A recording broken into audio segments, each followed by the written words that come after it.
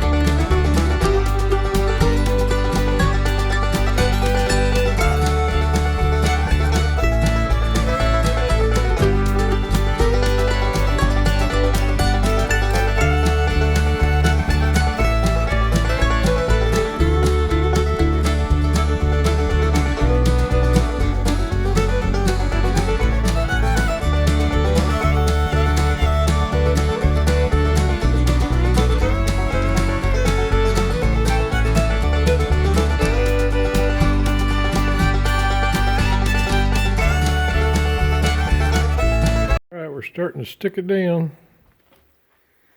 This is going to have a lot of material left when we get down to this area, because of the shape of the plane keeps changing.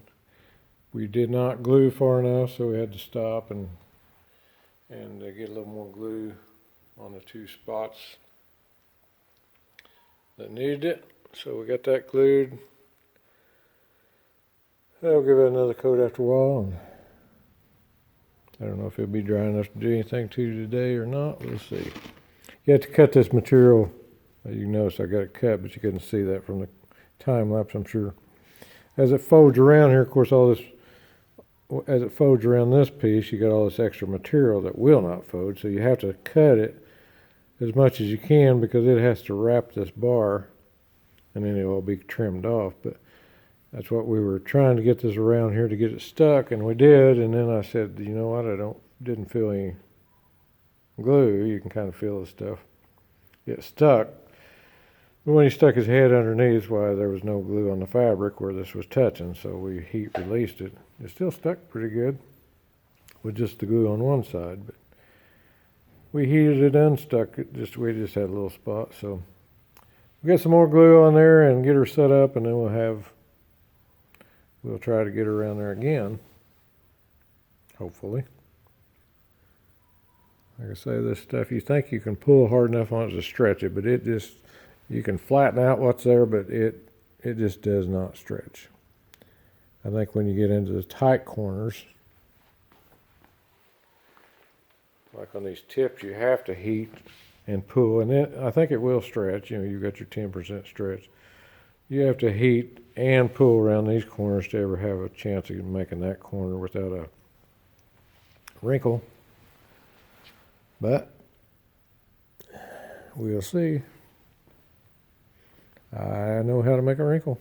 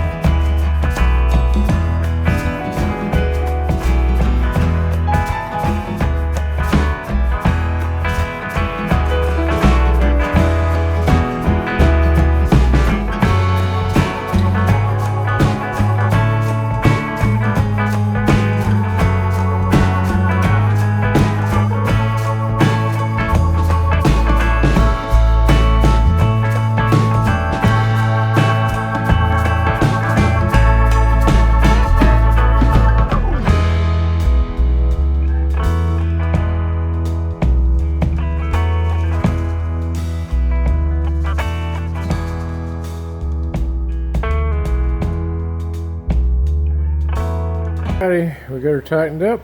Still got a little trimming to do, but not too much. Starting on the doublers.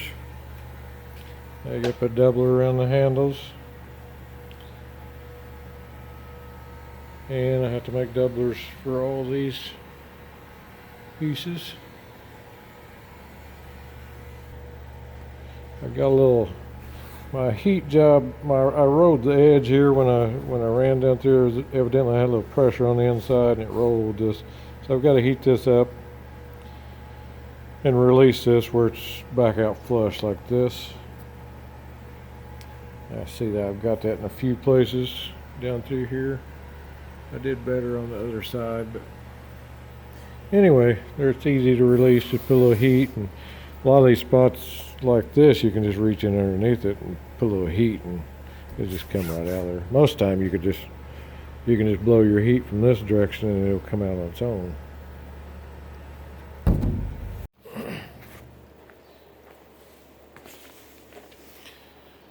Okay, guys, live and learn.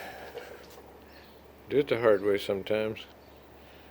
I've always fought these little doublers that you put around everything. Anywhere you cut a hole, you have to put a doubler around. They're out of the 600 Oratex. That's about half thickness, maybe. And I've always fought them. I mean, as soon as I touch them with anything, they curl up. You know, they're just really hard to lay down. You need 4 hands and blah blah blah. Well, I finally go back and reread a little bit more about the Oratex, and the stuff sticks down at around 200 degrees. So instead of running I always run around the 327 degree mark Fahrenheit. So I turned it down below the 234 mark here, and according to my heat gun, I've got about 195 on it. Then I put my little doubler on here, and voila, you can iron the thing down. It don't curl up in front of you. It don't heat ahead of you. Always had trouble with this thing wanting to curl up on you as you was trying to iron it down. Wasn't nothing wrong with the product. I just didn't know what I was doing. So on your initial stick down on these, turn your heat down. Get her all stuck down like that right there. And it goes down really nice, no problem, one-handed. I mean, you can't ask for it to be better than that. Then after you get it all down, there's no air bubbles under it or anything. Now you can turn your gun up to your 200 or 300 degrees area, and that will seal the glue in for sure. Just a little tip I found. Probably everybody but me knew it, but you're 5 times, make it look good. Hit as hard as you want to. We're going for destruction.